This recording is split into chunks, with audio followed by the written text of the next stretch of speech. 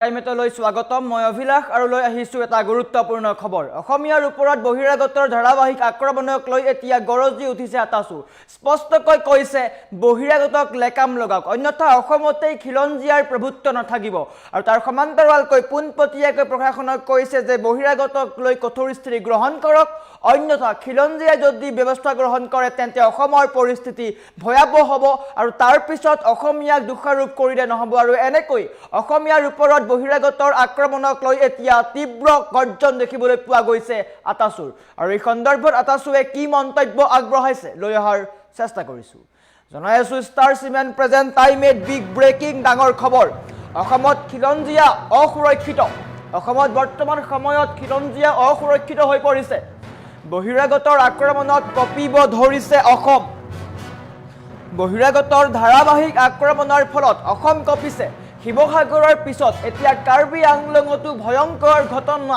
সংঘটিত হৈছে শিৱসাগৰৰ দৰে ঐতিহাসিক ঠাইত খিলঞ্জীয়াক বহিৰাগতই আক্ৰমণ কৰিছে নিজৰ মাটিতে খিলঞ্জীয়াক বহিৰাগতই অপমান কৰিছে নিজৰ মাটিতে এতিয়া অপমান হৈছে খিলঞ্জীয়া গো বেক চাইনা বুলি খিলঞ্জীয়াক ধ্বনি দিবলৈ বা খিলঞ্জীয়াক গৰ্জন দিবলৈ তেওঁলোকে ক'ত সাহস পালে আনহাতে গুৱাহাটীতো অসমীয়া যুৱতীক আক্ৰমণ কৰিছে অনা অসমীয়া বা বহিৰাগতই আৰু এই ক্ষেত্ৰত আতাসু গৰ্জন দেখিবলৈ পোৱা গৈছে বহিৰাগতৰ লক্ষ্য এতিয়া খিলঞ্জীয়া যুৱক যুৱতী যদি এতিয়া আমি সজাগ নহওঁ তেন্তে অসমত খিলঞ্জীয়াৰ প্ৰভুত্ব নাথাকিব খিলঞ্জীয়া যুৱকক মাৰি পেলাই দিম বুলি মুকলি প্ৰত্যাহ্বান দিব পৰা হ'ল বহিৰাগতই গতিকে এতিয়া আমি সৰব খবৰ হৈছে বহিৰাগতক লেকাম লগাওক নহ'লে অসমত হ'ব ভয়াবহ পৰিস্থিতি আৰু এনেকৈ আতাসুৰ গৰ্জন দেখিবলৈ পোৱা গৈছে অসমীয়া মনে মনে থাকিলে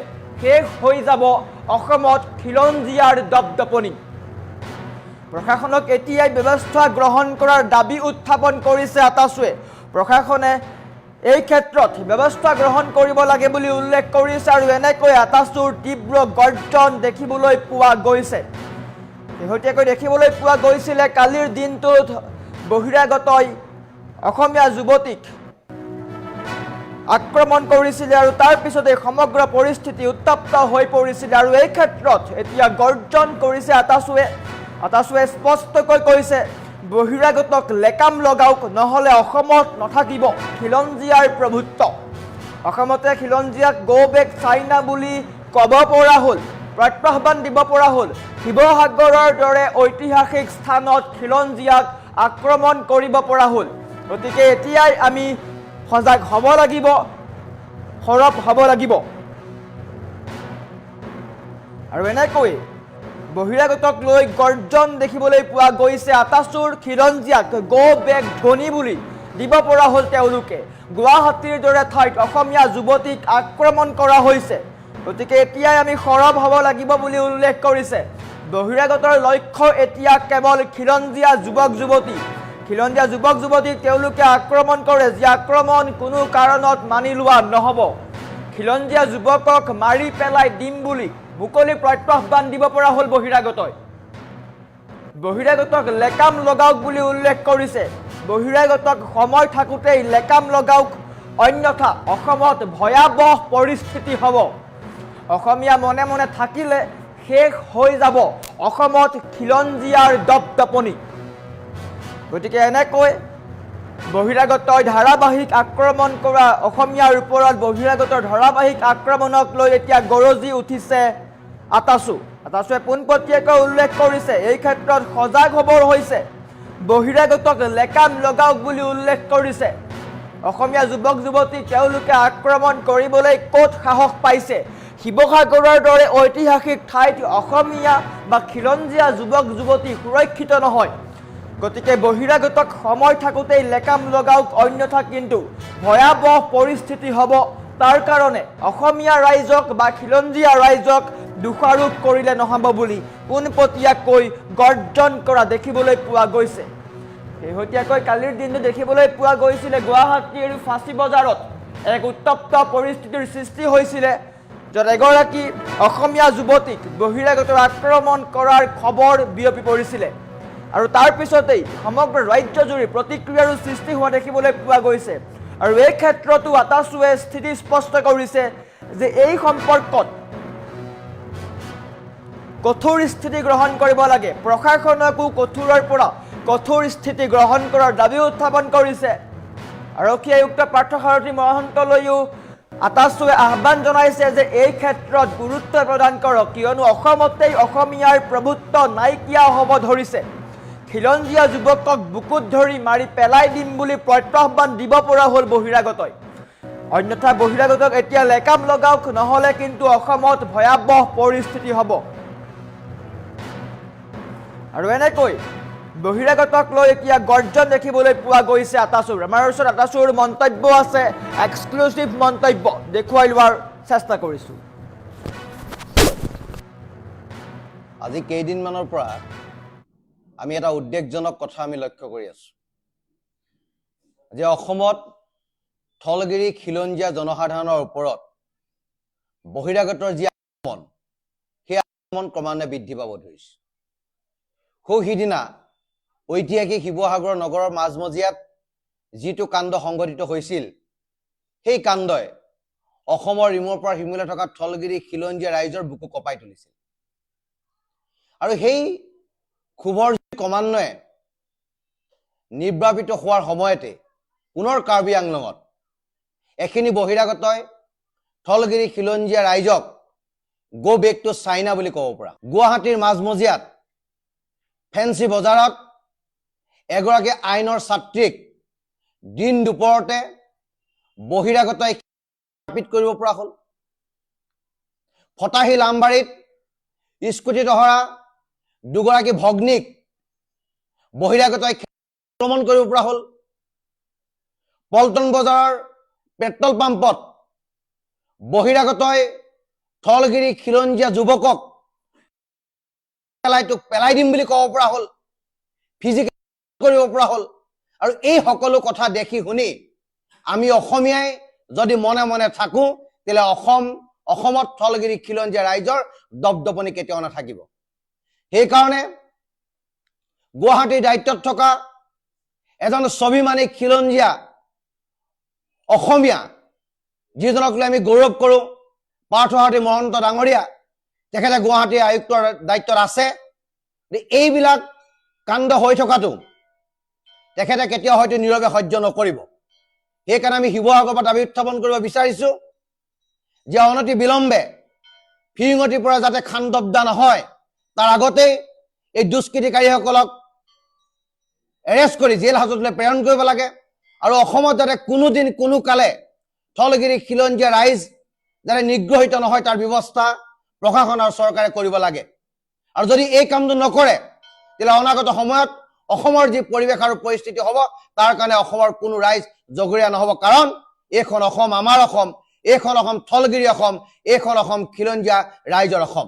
আজি কেইদিনমানৰ পৰা আমি এটা উদ্বেগজনক কথা আমি লক্ষ্য কৰি আছোঁ যে অসমত থলগিৰি খিলঞ্জীয়া জনসাধাৰণৰ ওপৰত বহিৰাগতৰ যি আক্ৰমণ, সেই আক্ৰমণ ক্ৰমান্বয়ে বৃদ্ধি পাব ধৰিছে।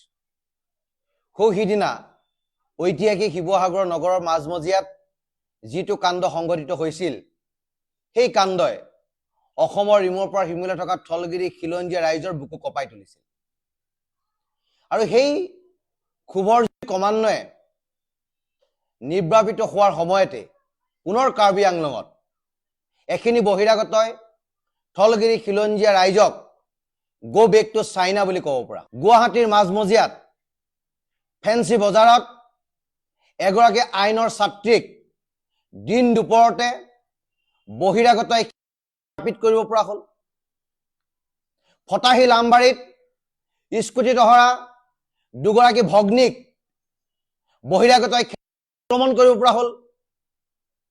পল্টন বজাৰৰ পেট্ৰল পাম্পত বহিৰাগতই থলগিৰি খিলঞ্জীয়া যুৱকক পেলাই দিম বুলি ক'ব পৰা হ'ল, ফিজিকেল কৰিব পৰা হ'ল। আৰু এই সকলো কথা দেখি শুনি আমি অসমীয়াই যদি মনে মনে থাকো, তেতিয়াহ'লে অসমত থলগিৰি খিলঞ্জীয়া ৰাইজৰ দপদপনি কেতিয়াও নাথাকিব। সেইকাৰণে গুৱাহাটীৰ দায়িত্বত থকা এজন স্বাভিমানী খিলঞ্জীয়া অসমীয়া, যিজনক লৈ আমি গৌৰৱ কৰোঁ পাৰ্থসাৰথী মহন্ত ডাঙৰীয়া, তেখেতে গুৱাহাটী আয়ুক্তৰ দায়িত্বত আছে। এইবিলাক কাণ্ড হৈ থকাটো তেখেতে কেতিয়াও হয়তো নীৰৱে সহ্য নকৰিব। সেইকাৰণে আমি শিৱসাগৰৰ পৰা দাবী উত্থাপন কৰিব বিচাৰিছোঁ যে অনতি বিলম্বে ফিৰিঙতিৰ পৰা যাতে খান্দবদা নহয়, তাৰ আগতেই এই দুষ্কৃতিকাৰীসকলক এৰেষ্ট কৰি জেল হাজতলৈ প্ৰেৰণ কৰিব লাগে। আৰু অসমত যাতে কোনোদিন কোনো কালে স্থলগিৰি খিলঞ্জীয়া ৰাইজ যাতে নিগ্ৰহিত নহয় তাৰ ব্যৱস্থা প্ৰশাসন আৰু চৰকাৰে কৰিব লাগে। আৰু যদি এই কামটো নকৰে তেতিয়াহ'লে অনাগত সময়ত অসমৰ যি পৰিৱেশ আৰু পৰিস্থিতি হ'ব তাৰ কাৰণে অসমৰ কোনো ৰাইজ জগৰীয়া নহ'ব। কাৰণ এইখন অসম আমাৰ অসম, এইখন অসম স্থলগিৰি অসম, এইখন অসম খিলঞ্জীয়া ৰাইজৰ অসম। আজি কেইদিনমানৰ পৰা আমি এটা উদ্বেগজনক কথা আমি লক্ষ্য কৰি আছোঁ যে অসমত স্থলগিৰি খিলঞ্জীয়া জনসাধাৰণৰ ওপৰত বহিৰাগতৰ যি আক্ৰমণ, সেই আক্ৰমণ ক্ৰমান্বয়ে বৃদ্ধি পাব ধৰিছে। সিদিনা ঐতিহাসিক শিৱসাগৰ নগৰৰ মাজমজিয়াত যিটো কাণ্ড সংঘটিত হৈছিল, সেই কাণ্ডই অসমৰ ইমূৰৰ পৰা সিমূৰলৈ থকা স্থলগিৰি খিলঞ্জীয়া ৰাইজৰ বুকু কঁপাই তুলিছিল। আৰু সেই ক্ষোভৰ ক্ৰমান্বয়ে নিৰ্বাপিত হোৱাৰ সময়তে পুনৰ কাৰ্বি আংলঙত এখিনি বহিৰাগতই স্থলগিৰি খিলঞ্জীয়া ৰাইজক গো বেক টু চাইনা বুলি ক'ব পৰা। গুৱাহাটীৰ মাজমজিয়াত ফেঞ্চি বজাৰত এগৰাকী আইনৰ ছাত্ৰীক দিন দুপৰতে বহিৰাগতই মাৰপিট কৰিব পৰা হ'ল। ফটাহিল আমবাৰীত স্কুটিত অহা দুগৰাকী ভগ্নীক বহিৰাগতই আক্ৰমণ কৰিব পৰা হ'ল। পল্টন বজাৰৰ পেট্ৰল পাম্পত বহিৰাগতই স্থলগিৰি খিলঞ্জীয়া যুৱকক পেলাই দিম বুলি ক'ব পৰা হ'ল, ফিজিকেল কৰিব পৰা হ'ল। আৰু এই সকলো কথা দেখি শুনি আমি অসমীয়াই যদি মনে মনে থাকোঁ তেতিয়াহ'লে অসমত স্থলগিৰি খিলঞ্জীয়া ৰাইজৰ দপদপনি কেতিয়াও নাথাকিব। সেইকাৰণে গুৱাহাটীৰ দায়িত্বত থকা এজন স্বাভিমানী খিলঞ্জীয়া অসমীয়া, যিজনক লৈ আমি গৌৰৱ কৰোঁ পাৰ্থসাৰথী মহন্ত ডাঙৰীয়া, তেখেতে গুৱাহাটী আয়ুক্তৰ দায়িত্বত আছে। এইবিলাক কাণ্ড হৈ থকাটো তেখেতে কেতিয়াও হয়তো নীৰৱে সহ্য নকৰিব। সেইকাৰণে আমি শিৱসাগৰৰ পৰা দাবী উত্থাপন কৰিব বিচাৰিছোঁ যে অনতি বিলম্বে ফিৰিঙতিৰ পৰা যাতে খান্দবদা নহয়, তাৰ আগতেই এই দুষ্কৃতিকাৰীসকলক এৰেষ্ট কৰি জেল হাজতলৈ প্ৰেৰণ কৰিব লাগে। আৰু অসমত যাতে কোনোদিন কোনো কালে